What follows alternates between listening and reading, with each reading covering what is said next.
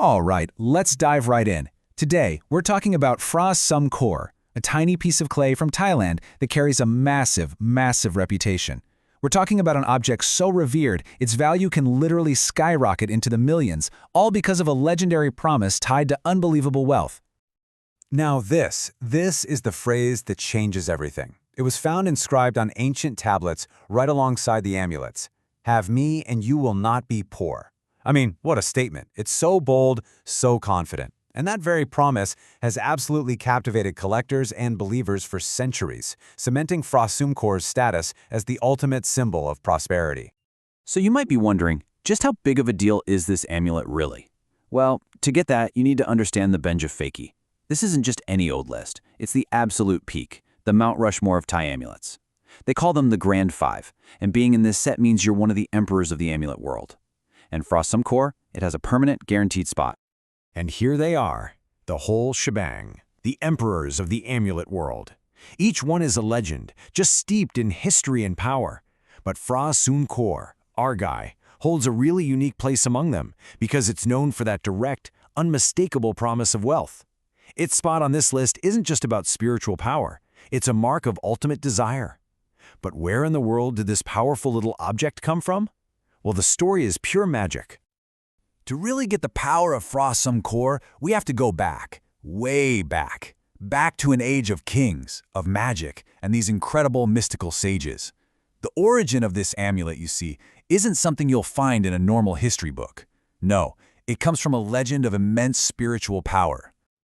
The entire legend begins with this number, 11. Not one, not two, but a whole council of 11 powerful hermit sages, or as they're known, rishis. And listen, these weren't just any hermits. They were absolute masters of the spiritual and natural worlds, and they were about to take on a task of epic proportions. So, according to these ancient inscriptions, this was a creation on a cosmic scale. Picture this. The rishis go out and gather 1,000 different magical herbs and pollens. They then call upon divine beings, the devas, to come and help them.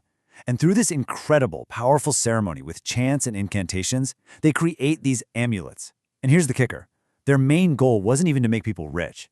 It was to create objects so spiritually charged they would protect and preserve the Buddhist faith for 5,000 years. Okay, so after this epic creation, these sacred objects were buried in temple stupas, and, well, they were lost to time. For hundreds of years, the legend was just that, a story, whispered from one generation to the next. But then, in the 19th century, history and myth collided, and it led to one of the greatest finds in all of Thai cultural history. This timeline really puts it all into perspective. It was created around 700 years ago, and then it just lay hidden until 1849. And that rediscovery was the spark. It's what took Phra Sum Kor from being a forgotten holy relic and catapulted it into a cultural icon, valued today not just for its spiritual power, but for its amazing history and, of course, its incredible rarity. This is where faith meets economics. And the story of how it was found? It's just amazing. It happened almost by accident. The great monk Somdet Putachan To was just visiting his family in Kamphaeng Phet, and he happens to stumble upon this old stone inscription at a local temple. Now, he had this rare ability to read the ancient script, and it revealed the location of 3 ruined stupas where the treasures were buried. Just like that, a modern-day treasure hunt was on. So, whenever you have an object that carries this much history, this much belief, and, yeah, a multi-million baht price tag, a new problem always pops up: fakes.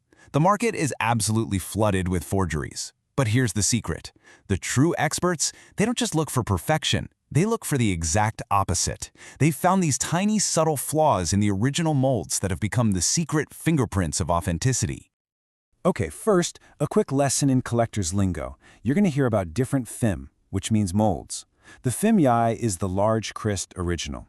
But a lot of experts believe the medium-sized phim klong isn't a totally separate mold. They think it's from the same mold just after it had been used so many times that the details started to get a little soft and worn down. This is a really key idea for spotting a real one. Okay, let's zoom in.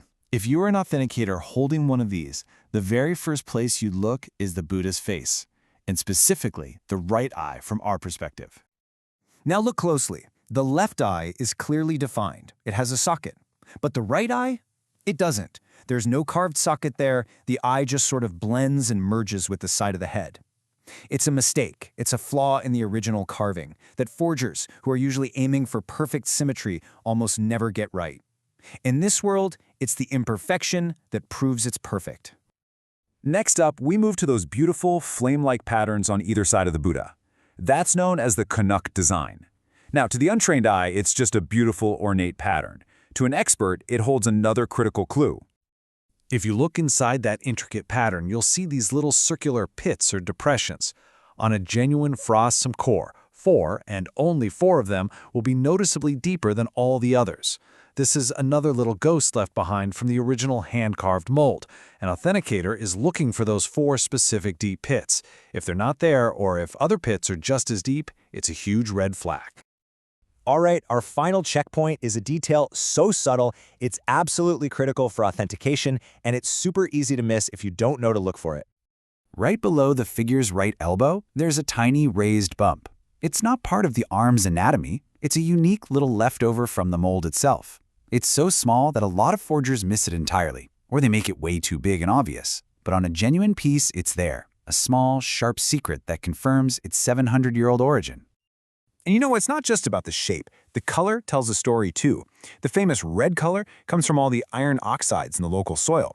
But the rare and very prized black versions, experts believe that color comes from a black mold that grew over centuries on the very herbs and pollens the rishis used in the creation. It's a direct physical link, right back to the legend itself.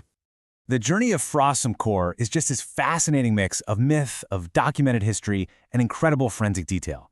It goes from a sacred ritual to an archaeological treasure to an icon of immense value. And it leaves us with one final question to think about.